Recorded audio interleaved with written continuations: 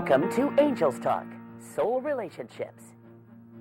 Here's your host, Sandra Lynch. Hello. Thank you for taking your time to stop, look, and listen in our divine appointment here today. I'm Sandra, and I'm so excited and honored because I'm here at the #1 access television station in our believing nation, here with the one, the only one, Mr. Eric Hackley. Thank you very much. How are you doing today? Just great, feel great. I love your tie. Well, I'm just somewhat patriotic, not too much, but a little bit. Yeah? Well, this is an exciting moment for me to be in the studio today, kind of spontaneous. It is spontaneous, to help you with the Juneteenth International Freedom and Unity Parade. That's why I'm here. I want to help you. I appreciate that. Tell everybody out there about the parade. Okay, Juneteenth, if you don't know what the holiday is, it's actually the historic day is June 19, 1865. That is the date that the last group of blacks, African Americans, got their freedom out of Texas. Because for a long time, during that time period, the people in the Union felt that Texas would never release their slaves. So 2.5 years after Abraham Lincoln read the Emancipation Proclamation, he supposedly sent General Granger into Galveston, Texas. Different stories as to how Granger got there. Some said that he was riding on a slow mule, but I think that he went the waterway and arrived in Galveston.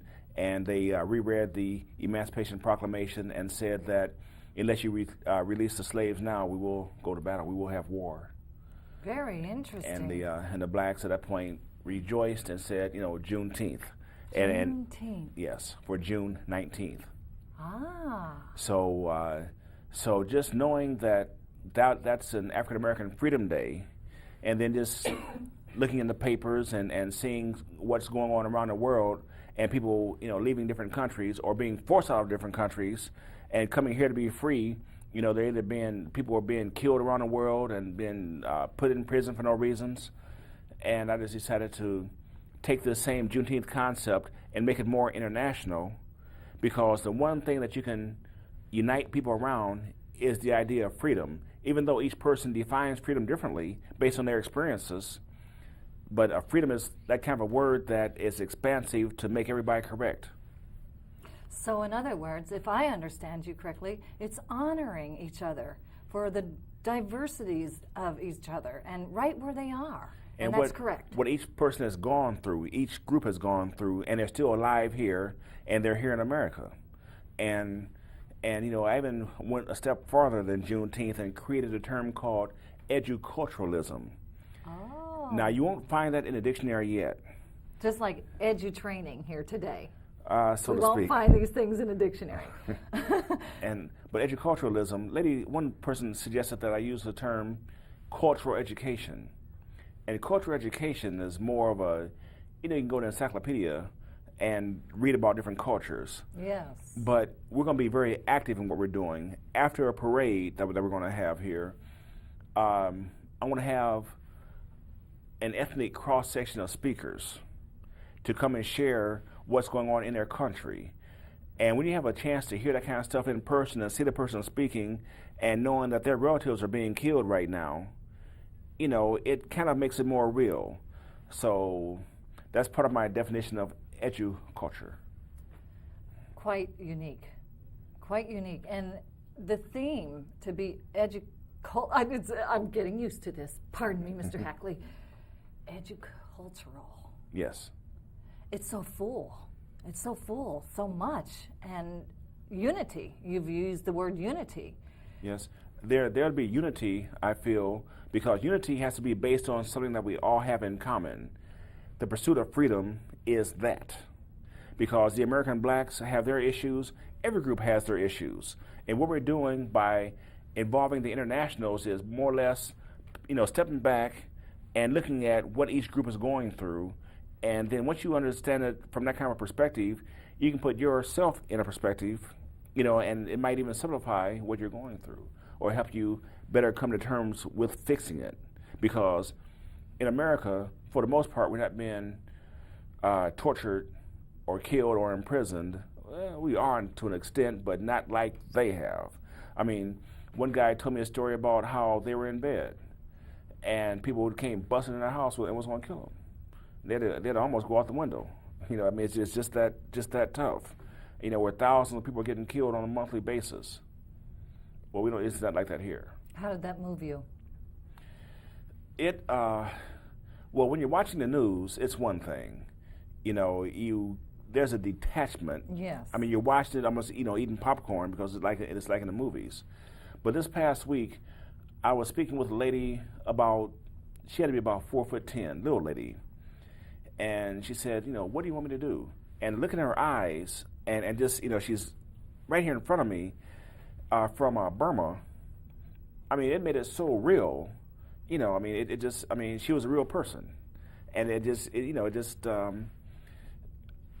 asking me for direction.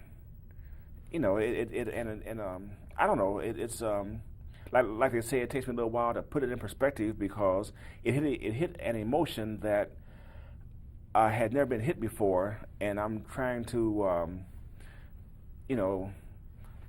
I have to expand my vocabulary to explain myself. And that's okay.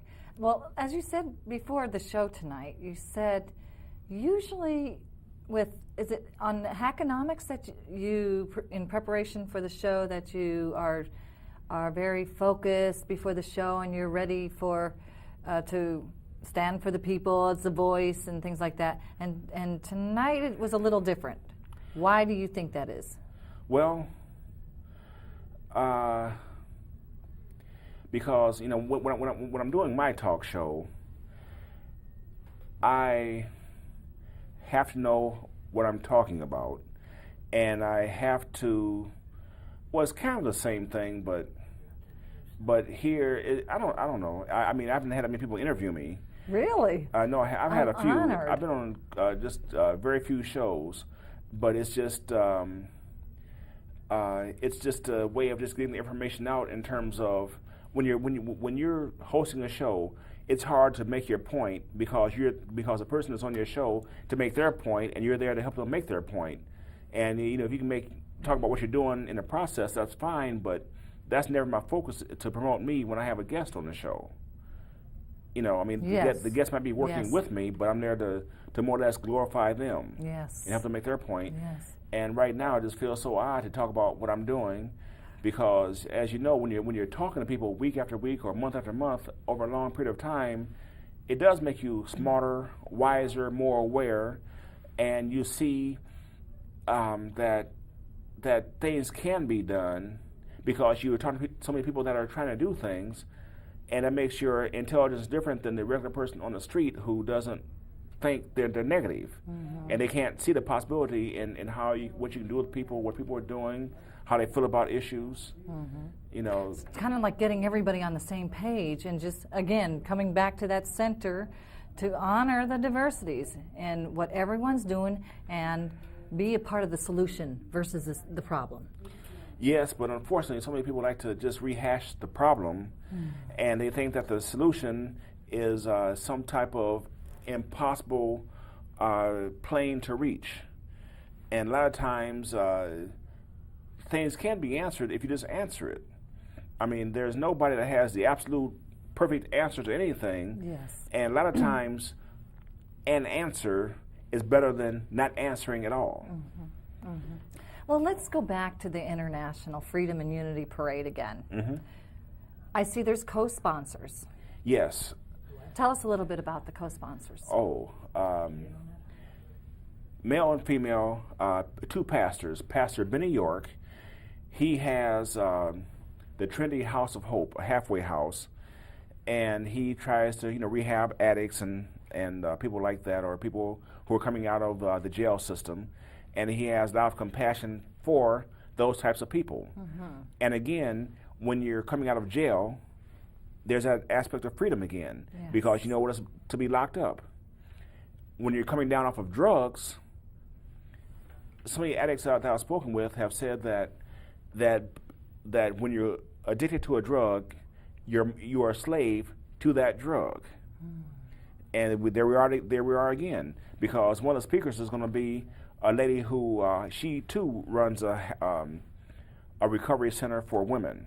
The house, is it the Trinity House? Okay, that's the chair's house. That's, well, we have more speakers than what's pictured on here. I'm sure. Because, it's loaded. Because every aspect, what I try to really do in a nutshell is gather as many people with real stories around the freedom issue, not just political persecution from different countries, but drug addictions, even the Wayne Township trustee. You know, he's there to talk about how the trustee office, you know... is that Matt Schomburg? Yes. Okay. Yes. And they're trying to help empower people to take them from being on the poor side, to show them what they need to do to uplift themselves. And you know, and the whole self-help philosophy needs to be articulated, because it's definitely expressed. It's expressed really by the immigrants as they're running over here, because they're running over here in full stride because people are trying to kill them over here. But as they're running here, they know they've got to do something, you know, to make themselves productive. So they more or less hit the ground running because they have a plan in mind as to what they're going to do. Whereas, in my opinion, Americans have gotten lazy when it comes to understanding freedom and how freedom works. How so? Well, I mean, when you run into, I mean, this is across the ethnic lines from people who've been in America for a long time. When they watch TV, unless they watch our shows, of course. Yes, of course. They're intellectually ruined because they're watching commercials, and the commercials are showing them what they need to do to be part of the in crowd, what kind of car they need to drive to attract whatever sex they want to attract, what kind of, well, they don't have cigarette ads on TV anymore, but what kind of, you know, they show you why you need to have a swoosh, a check mark on your shirt that costs you ridiculous amounts of money to have a little check mark on your shirt. You know, I mean, you can even think back to when they sold pet rocks and mood rings, things that are garbage, but people are so confused anymore in terms of not knowing how to think. You know, they let the advertisements think for them and guide them, and they wind up buying worthless junk. And when commercials, just like there's these malt liquor commercials, these kind of drinks, it's a new drink on the market in some areas called Crunk. And I never heard of it, but lady showed me it's a crossways between, when you drink this drink, it'll make you, I think, drunk and crazy. Wow. Well, Eric, you're not going to have any of this stuff at this Juneteenth International. This is going to be the most common sense approach to galvanizing people. I mean, we're going to have African Americans here too to speak. Now, the African American speakers, by and large, are going to be from the education system, not the school system, not teachers, students. For example, I have a young lady to speak. As a young lady, she had a few babies, and wasn't married, and she wound up having to quit school. And she saw that she had to go back to school to complete her education because she knew that she had these kids and she has to do something with herself. So she went back and got her GED, and some folks say, well, that's a big so what? No, it's not. She has her credentials now to carry on and go to higher education. Mm-hmm. I mean, that beats sitting at home doing nothing. Something. Yes, and she's a very bright young lady, but she has a GED, and she is going to be going back to do more. Then we have a guy who was the top African-American student that graduated from Wayne this past year. I had him on a show a couple years ago, and he was doing well then, and just to maintain a high grade point average from the 4th grade on through graduation from high school, you know, of course his college is paid for. He doesn't come from a wealthy family, but when you see what made him successful, the family structure. I mean, I can go over there and just take notes because they're so tight as a unit. The family is. So I mean, you can find. I mean, an outsider like myself can see what makes something work in that entity over there, and I try to draw all those types of strong points out and bring them to the table. Well, yes, and I see that you have a descendant of the Chief Okay. Little Turtle. Yeah, I have to correct that. Yes, he is, but Okay. he didn't want me to really show that. But Okay. And but- so then we also have West well, Africa. But hold it. and But the gentleman from the Miami Indians of Indiana, they have a great story too. For example, they're trying to get get federal recognition for being a tribe. Oh, yeah. Yeah. And part of the feedback is they don't have enough members here in Indiana to qualify. Well, why don't they have enough members? Could it have been that they were killed, by the Americans a couple hundred years ago, and then the rest of them were shipped out to Oklahoma and Kansas? And the ones that were connected more closely to Chief Little Turtle and to Chief Richardsville, right now they're in the Peru area. So I found him because I'm talking to high school students today, and I asked them, do they know about the Miamis? Yes, it's a middle school. Well, no, not exactly that. The tribe of Indians. No. Because, in my opinion, the historians, Fort Wayne has beautiful stories here. You know what? This reminds me of every episode of the show, where every episode is one story of one big book of all of the circles here just connecting with one another. This is what I'm understanding you're trying to do. Yeah, the concept of freedom would do that. Yes. Because America made the Miami Indians refugees in their own country. Yes. But yet, they're not mad or anything. They don't want to declare war, but they too, just like I believe that the chief here I think he's an aeronautical engineer. But still he maintains his connections with the Miamis because it's their culture, their heritage, and he wants to keep it alive. Well, I understand that everything goes back to origin to heal anyway. So for me, it did anyway. I can only share in my own recovery to discover and uncover the peace within me. And so when I think of all the stories of all these of the people that you're bringing together at one place for freedom and unity, it's amazing to see what outcome can really happen, which is my next question. You're going to have this parade, and Yes. it's going to be where and when? Okay, we're going to organize the parade at Kmart South, over there right near Hardee's in that area of the parking lot. Kmart has been great for the past few years. Let me do this. And This isn't the first year? No. Okay. No. How many years have you been doing this? Oh, I've had about maybe 8 parades. Wow. So this is like the 9th year for you?